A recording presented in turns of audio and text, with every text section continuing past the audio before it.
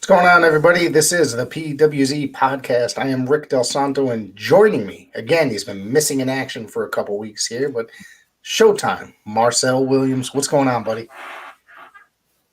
It's going, man. We back here August 29th to review Monday Night Raw. Right after, it wasn't as stressful as the past Monday Night Raws. It has been getting better. I haven't been here to review a certain amount of shows. Been a lot of drama going on, a lot of craziness going on in the world of professional wrestling. But tonight's Raw was it was all right. It was all right show. It wasn't better like the last 2 weeks. It wasn't bad, but not everything is going to be good. It's going to take time. Cool. It's going to take time. There's not going to knock it out of the park every time. And it's not, there's still flavors of the Vince era sitting there. Oh, look who it is. It's Eric Hunting from Parts Unknown. He is in the house. And our buddy T and Coupon are returning. Thank you guys for tuning in.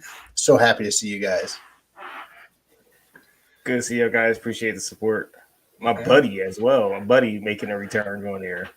Yeah. Good to see you guys. So what were we saying? Like I said, everything's it's going to change, but it's going to take time. There's still flavors of that 40 plus year history of Junior, Mr. VKM. Yeah, we still have that, and a little sprinkle dust of new stuff under the Paul Levesque era, and shout out to Guardian Chaos in here. What's going on? Yes, we are talking about Raw. Yes, we are talking about Raw tonight. We survived it. We talk about the 3-hour Raw. You can check out now if you want. But we see the new we see little new things here and there on Raws and the SmackDowns, and time. That's all it takes is time. And now we coming up on the big event in the UK, the first big stadium UK event in 30 years. Yeah, it's going to be close to 30 years. Yeah. Yep. Clash at the Castle. Yeah, Clash at the Castle this Saturday. 1 p.m. I'm going to go before we leave here today. I'm going to go through the lineup of that as well. So, all right, thank you, Eric, for the support. And there's going to be definitely. It's not going to be a spoiler-free episode. We'll tell you that. So yeah, let's get into it. We started the show off. There it was. The first match was Finn Balor and Damian Priest as they defeated AJ Styles and Dolph Ziggler in just over 8 minutes. I'm digging this. I don't know. I like Finn Balor and Damian Priest as a tag team. These guys are pretty making waves, I guess, if you will. Yeah, they are. I appreciate the difference in Raw tonight. It opened up with a match. It was no promo. It just went straight forward to the match. That's been something that I've had a lot of problems with, in past episodes as discussing this. Yeah, we have, and it's been happening for the last 3 weeks. But I guess tonight they decided to do something different, have the match, and before a promo, and we had that. I do like the team of Finn Balor and Damian Priest. They got great chemistry. We're in need of more tag team division instead of just the Street Profits and the Usos and the New Day and the Viking Raiders. So I'll take it. AJ Styles, Dolph Ziggler, they teamed up a few weeks ago at the Madison Square Garden show and Monday Night Raw. So not interested in the team. I'd rather see AJ Styles do singles. We need more main event stars. And this was a good tag team opener. We have a question from T and Couponer, who's always fires off some great questions. So it's, do you think Dominic will finally turn at Clash? Maria does have Dominic hypnotized. I was speaking to somebody earlier today, and that's somebody that's knows a lot about the world of professional wrestling, and they were thinking that it is actually time. So I don't know. It's been teased for quite some time, so we'll have to see. I I think it very well could happen. I mean, it could just be hinting at it forever and ever, and then it never pays off. Then nothing ever will ever happen. I mean, he's a bad guy in my book with that mullet on top of his head. It's very popular. It's What do you very think popular. these days? Would you see? real mullet? You know, it makes him a hill already. I was watching the NWA 74 show this weekend just to get off topic, and Ricky Morton still has one of the most glorious mullets in the history of professional wrestling, but now he's balding, so he needs to fix that situation. The bald spot does not help the mullet at all. Well, I mean, All right. he outlasts Hogan and Ric Flair. I mean, Ric Flair got a body. Yeah. Hogan, Yes. Hogan always had a body, but I don't know where he got weave around the body. Or what. Oh, that's definite. Because do you ever notice it's just perfectly even? So it's Perfectly definitely even. Yeah. You know, don't get wet. Yeah, it's definitely yes. And it took me a very long time to figure that out. But I'm staring at it. I'm like, why the hell does it look so weird? So I'm like, it's got to be a weave. So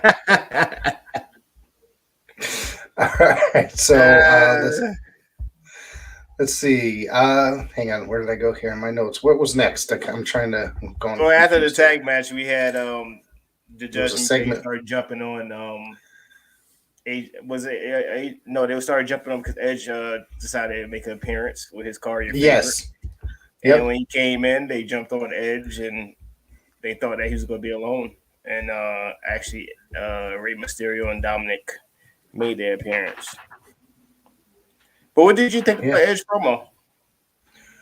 I've always thought Edge was very good at cutting promos. Sometimes they're a little dark and crazy, but I've always thought that he was a very good promo guy. I don't know. I wasn't into his promo, even though he tried to be funny. And it was even working for me. Maybe probably I was in the mood. It's very possible. Very possible, but Dominic couldn't hit Rhea Ripley, which is understandable. You don't hit women. But I see Rhea Ripley got a mind control over Dominic going on here. I'm interested in seeing where this plays out with the the mind control and stuff like that. So it should be interesting. Rhea Ripley is Dominic Poppy. That's what she says. I guess the crowd encouraged Dominic to attack Ripley, so it didn't happen. Yes, they did. Yeah. From there we went. Let's see. I guess Kevin Patrick was there to ask Miz and Ciampa, just Ciampa now. It's no more Tommaso. What happened with Dexter Lumis last week is wasn't the Miz kidnapped? Is that correct? Yes, Miz was kidnapped last week. He got taken over the rail, never seen from again the whole week. So everybody's started wondering what happened to the Miz throughout the whole week. But he showed up in time for Monday Night Raw, though. He sure did. He showed up for call time. Miz did not want to talk about Lumis because he doesn't even work here. Patrick brought up Lumis being arrested on NXT, but Miz blew him off. What do you think about, I know there's been a lot of returns as of late. We have not been together enough to cover these. What do you think about these returns, and what do you think about Dexter Lumis being brought back? Dexter Lumis is kind of a question mark for me because, I mean, he really wasn't like a big deal like Karrion Kross when he popped on in. And a few other pop-ons that we're going to have on soon. Even Johnny Gargano made his return last week. So those was big returns as for the main roster. But Dexter Lumis was really a question mark for me of why. But as we see, it's always about the storytelling. And I guess they're trying to figure out what happened to the Miz last week. But as we go along with this show, we see how Miz is getting stopped by Dexter Lumis now. I've always liked Sam Shaw, Dexter Lumis, whichever you prefer to call him. I thought the character was done very well in NXT, up until they started doing the just the comedic stuff and the weird stuff. That's kind of when I lost it. But if they can keep him more serious like he was in his earlier NXT days when he gets, coming up through Monday Night Raw, which seems to be where they're going so far. Mm-hmm. I think that he could be a good addition to the roster upon his return. So, and him harassing The Miz, I think, is pretty interesting. He deserves it. Yeah, he does deserve it. If there ain't one person that needs to get kidnapped, it probably is The Miz. So, But he didn't. Apparently, he got work. Apparently, he got loose. So he needs to take him and dump him somewhere where he won't make it back on time for the following Monday. Yeah, hopefully, but I guess Dexter Lumis not a professional kidnapper, as we seen. No. It was a 6-woman tag team match. Raw Women's Champion Bianca Belair, Asuka, Alexa Bliss.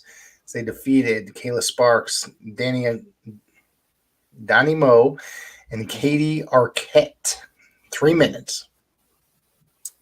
Yeah, this is all that needed to be shown. We need matches like this on Raw where we have a showcase of what's going to go on for our next event, which is Clash at the Castle with the 6-women tag team match. So matches like these I really need, where it's a quick squash showcase. Excuse me. 3 women of Alexa Bliss, Bianca Belair, and Asuka. Okay. Well, we got the big return of our Olympic hero, Kurt Angle. Yeah, Kurt Angle looking great, fresh off his knee replacements, and he looked great. Of course, Chad Gable and Otis interrupted before the commercial break. So let's see here. Hang on, I got to go down to my notes. Gable called Angle a personal hero of his. Angle's story motivated him when he went to the Olympics. Angle reminded him that he won the gold medal with a broken freaking neck. Mm-hmm. And Gable said Alpha Academy was looking for a new member. There wasn't a shred of talent in Pittsburgh. The crowd booed. Gable said, "There's an Olympic hero in this ring, not to mention Kurt Angle." I laughed at that. Show some respect. Gable offered him a membership in Alpha Academy, and for one night only. Otis gave him an Alpha Academy jacket. Angle tossed it away and turned them down, and Gable kind of went nuts. It's true. It's damn true. And then Gable shooshed him, and then Angle told Gable to shoosh, and they yelled shoosh at each other. This is corny. All right, I'm sorry. Yeah, they try to rekindle certain moments that happened in the past, like the Jay Lethal Flair woo moments, and yeah, they tried. I didn't like it either. It was kind of mellow. Yeah. They made an announcement for Clash of the Castle, and we will, like I said earlier, before we wrap it up, we are going to mention the lineup for this Saturday. It starts at 1 p.m. In case you guys, in case I didn't mention it. They announced that Edge and Mysterio taking on Finn Balor and Damian Priest. Where do you think this one's going to go? What do you think about this match going forward? Truthfully, I kind of feel like the Judgment Day is still on the run. They still catching up with these wins before Vince stepped down or resigned. They was on a jobber fest going on. Now they've been catching with these wins, and I'm enjoying it. That's good, So, in the stories there of Dominic asking Ray, like I thought it was familiar, like why you didn't pick me as your partner. He's questioning why Rey Mysterio and Edge are doing this together because they're a bigger deal than you. If you really wanted to know, but I guess he don't understand that. But Ray asked his son to be in the corner of them and to help him out against the Judgment Day, which I feel is a bad idea because Rhea Ripley got her mind control on Dominic. He likes getting beat up by Rhea Ripley. Yeah, there you go, T and Couponer. WWE should have Rhea handcuffed to Dominic during the match. He probably like it. Yeah, that was about to say.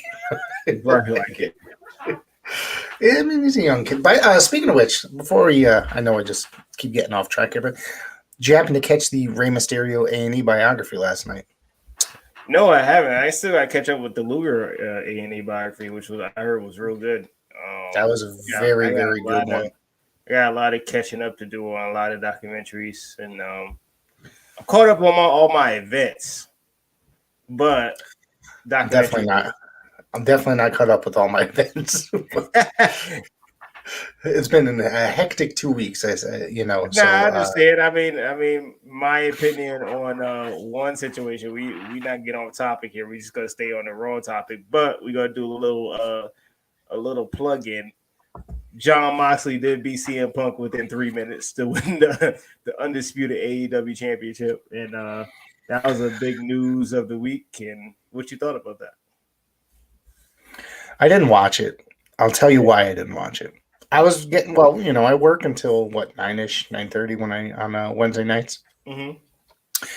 So a lot of times I don't get to watch it live, so I usually watch it Thursday mornings. But of course, I'm sitting there through social media after I got out of work, and when I got home, and then I saw that there was a title change. So I said, "Well, fuck this! I'm not turning that shit on." So that's pretty much the because I used to love Moxley. I thought he was really good. I loved him in WWE. I thought that he was going to be the future of professional wrestling at one time. I thought he was, just had that feeling. Mm-hmm. And I don't know, man. Like him in AEW is very good in the beginning. Now it's just the same thing over and over and over and over and over. It's nothing interesting to me. So I lost interest. So I just didn't even bother to turn on the entire episode. I know it sounds crazy, but that's just it. It's fully understandable. Fully understandable. Yeah. But there is, yes, T and Couponer. Is a rematch this Sunday between Punk and what's the other guy we were just talking about? Moxley. They're talking about like how there's a lot of heat with Punk these days. Before we'll get back to Raw in just a second. So my thing is with this whole, there's a lot of, he's got a bad attitude, he's got this, he's got that, but it's like I'm sitting here thinking about all this stuff. It's just like they're basically using like real life situations as in it's kind of a work. If it, you know what I mean? How much is this? So, I mean, why would they be getting ready to gear each other up to meet each other again if there was actually a legit heat between the two, as the rumors were saying and coming out? You get me? Yeah, I get you. So I don't, I just think that they're just using some of his past storylines or past rumors and such to talk about that, to use this as part of a storyline. But that's just my opinion. It could be completely wrong, but that's it. But I would like to see that match. Because I was expecting that to Punk to walk away, and I was just talking to somebody before, and they said that the reason why he didn't win was because he wasn't fully cleared, and that's why the match was that short. But he's going to be cleared, which was a week and a half later, which would be this coming Sunday. Yeah, exactly. So I smell a heel turn about to happen, though. I believe it. By who? By him? By CM Punk, I just see it. By Punk. Okay. I mean, I think that people have been predicting that for quite some time, and I think that they're, a lot of times they're just using that his attitude issues that a lot of people have had problems with in the past to fuel this storyline. So I think that sounds pretty accurate to me, in my personal opinion.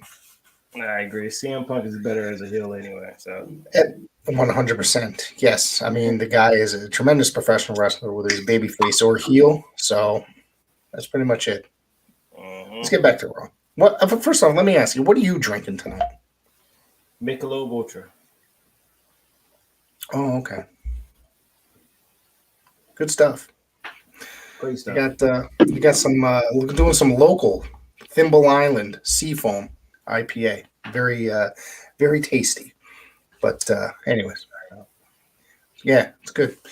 We got the Street Profits as they defeated Alpha Academy. 16 minutes long. This was a very, very good match. I like. I can tell you, Street Profits have grown on me, and it took years for them to grow on me. Yeah, they have, and they know how to perform. And these two performed before, these two teams, and this was a good solid 16 minutes of the Street Profits going over. with Ford hitting the frog splash for the win.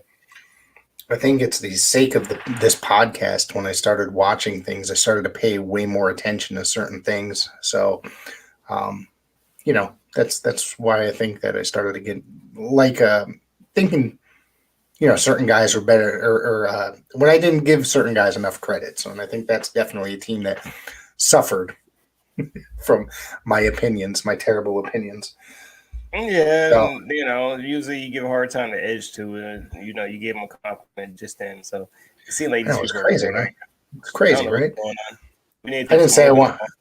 want. Maybe it's the alcohol. Maybe I don't. I didn't mean that I don't want to see him wrestle, though. If that's all. I mean, his recent comeback. Granted, I'm going to tell you that when I did pop when he came out during the Royal Rumble, but it's just not doing it for me. It seems like it's just been kind of blah since. Like, Yeah, nothing's been too exciting. yeah, it was a wonderful moment when he popped out for the Rumble for his prize, but I kind of think the pandemic kind of messed it up as well. Messed Messing up a up lot of stuff. Yeah. it messed up a lot of stuff, and that was one of them. So Jimmy Smith acknowledged that they had advertised a face-to-face segment between Riddle and Rollins, but because of everything that has happened between the two, it wasn't possible. So they'd be interviewed in separate rooms. Mm-hmm. They aired fan footage of Riddle and Rollins getting into a fight earlier today on top of a parking garage. It was broken up by officials and referees who just so happened to be in the parking lot. WWE logic. Yeah, it's a throwback to seeing Mr. Perfect and Shawn Michaels wrestle on a Raw, or fight on a Raw on time on New York streets, messing up Howard Winkle car, and I was Just so happens, yeah. yeah, it just so happens to be his rental car. But yeah, this was a little throwback. They got in a fight in the parking lot, and they had a split screen interview, and that didn't work out fine either because Riddle wanted to F Rollins up when he see him. Wow. Yeah. This might be one of the matches I'm looking forward to at the event, but we'll get into that shortly. So let's see, where do we go from here? Hang on. It was a non-title match. United States Champion Bobby Lashley defeated The Miz. This actually went 10 minutes long. He didn't murder The Miz. Well, I mean, I guess he did, but not fully. Not fully, but The Miz was distracted, thinking that Dexter Lumis was somewhere around. That played a part in this match, but Bobby Lashley continues to be the fan favorite to win this match. Miz tried to explain to Ciampa that he saw Lumis, but Ciampa did not believe him. What do you think about Tommaso Ciampa being teamed up with The Miz? It's working, but I know sooner or later The Miz is going to turn on him. That always works out that way, but yes, it's working. When we thought it wasn't going to work, it's working. Yeah.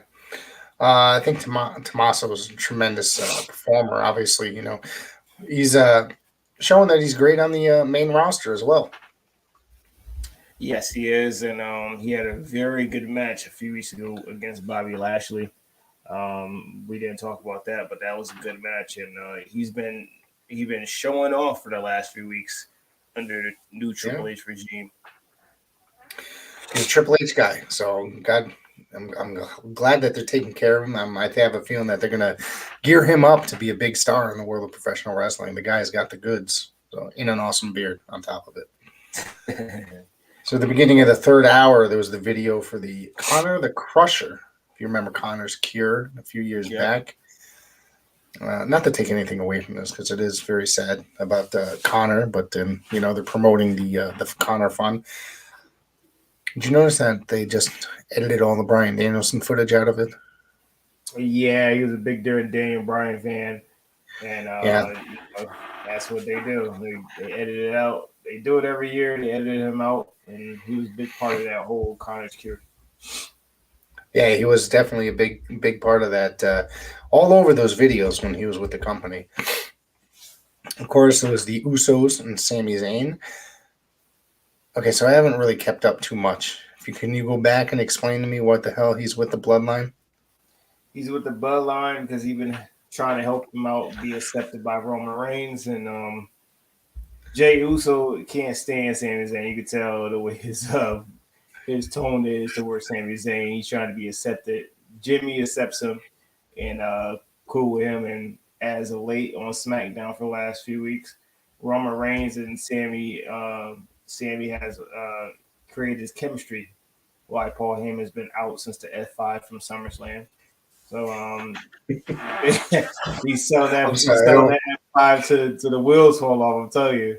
So it's been great that Sami Zayn been trying to like be part of the bloodline, and as you see, he's there, but he's kind of confused because Kevin Owens says the tribal chief owes him one, and Roman Reigns said last week that he don't owe anybody anything, especially Kevin Owens. So Sami Zayn is stuck in between here. I heard recently that I guess Owens is trying to go for that belt as well because whoever wins Saturday between Drew and Roman, which but either way, has it been true that Owens hasn't held the belt for 5 years in the That is WWE? that is a true fact. That's insane to think about. One of their top stars. I think he's one of their top stars and greatest performers on the roster. Yeah, he is, but just like him and Finn Balor, it's been a while since they held a championship. Yeah. Well, we had excuse me, Kevin Owens defeating Jay Uso in just over 12 minutes, which I thought that this was a very, very good match. Uh, Kevin Owens, again, like I said, one of the top tier performers in WWE. He was very good match.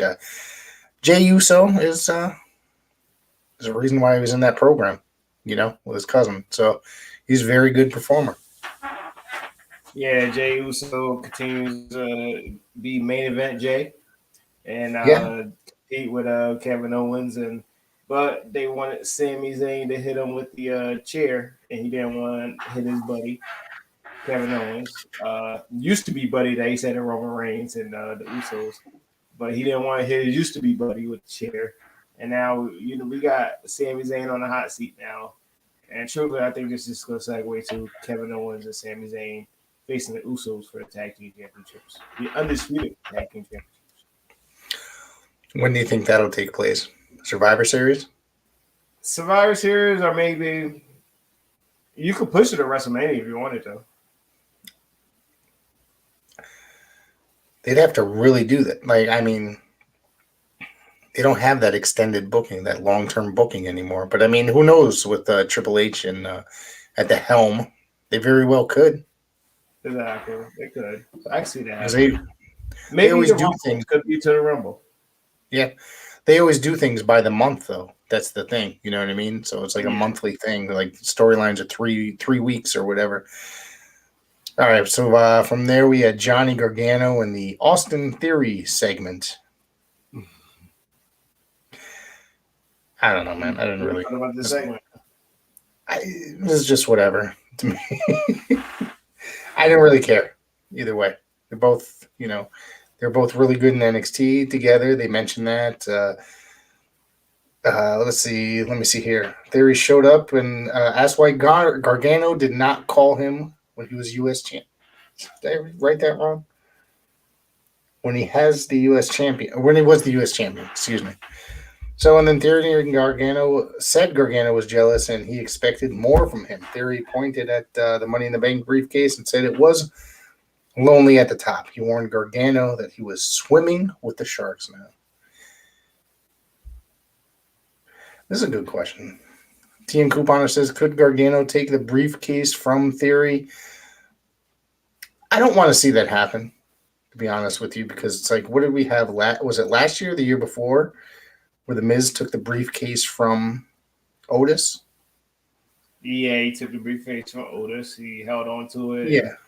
Cashed it on Bobby Lashley, and then he didn't even hold the title for less than 24 hours. Was it 24 hours or a week? I think it was a week. And I think it was a week, yeah. But it's like, that's not like a repetitive story that I want to see with the Money in Bank briefcase. You know what I mean? have somebody Yeah. put it up and then lose it and then or etc. You know what I mean? That's not something I want to see. I don't know. I mean, I like both these guys. I'd like to see them wrestle each other, but I don't really care for the dialogue in this. Yeah, trust me, it's gonna come out being a good match out of the program, and that's all that matters. And as much as I like Theory, I know it's going to sound ridiculous. The guy does not have the greatest facial expressions when he's in the ring, when he's getting beat. I know I sound like Cornette or something like that, but it's a little too over the top and not as convincing. I understand where you come from. All right, so we had the women's tag team tournament finals. We had Raquel Gonzalez and Aaliyah defeating Dakota Kai and Io Sky in just over 11 minutes. I thought this was a pretty fun match for the main event. Yeah, it was a fun match. And then I expected them to beat Io and Dakota because they have a big 6 women's tag match this weekend. So you kind of want the women's tag team championship to kind of be on the line at Clash of the Castle. I don't know against who, but it should be on the line. But I wasn't surprised about this, and I'm kind of glad that they went over on this team. Yeah, I thought that this was fun. And then was it Belair, Asuka, and Bliss congratulated Rodriguez and Aaliyah, and they posed with their new belts and closed it off with fireworks. I thought that there was going to be a little bit more drama towards the end of the show. Yeah, I think a lot of people expected something to happen, expected a pop up to happen or something, but you can't do special things every Monday. You can't do special things every SmackDown. You can't do special things on every Dynamite. You got to build stars. I mean, Tony loves to do it. I mean, no, but I'm serious though. I don't know. I just thought something was going to happen. I had that feeling, but they closed it out weird. It was a match, and it was not a non-finish or any craziness. So things look like they're actually taking, a toll for the better in the world of in the wrestling part of WWE. Yeah, it is. They on what many say is a honeymoon period right now, and they really enjoying this honeymoon period and can't wait until this Saturday for Clash of the Castle, and then we got Survivor Series live in Boston. It's going to be a few months for WWE. Their ticket sales off the chain. Survivor Series sold out in Boston. They sold over 50,000 tickets both nights for WrestleMania in Los Angeles. That's insane already. They're on a big honeymoon period right now, and everybody's interested in the product, and that's a good thing for a professional wrestler. Absolutely, there's a lot of great professional wrestling going on right now, especially in the big leagues. It's changing. It's looking better. Yes. Let's take a rundown of the of Clash of the Castle this Saturday, 1 p.m. Eastern time. Let's see. We got Roman Reigns defending his title against Drew McIntyre. How do you feel about this matchup? I feel it's gonna be a good match. They had a good match a few months ago at Survivor Series. I think 2 years ago. I can see Roman Reigns walking out still the Universal WWE Universal World Champion. Make sure you get it all in there. I know it's hard. The undisputed WWE Universal Champion. Sorry. There you go. All right.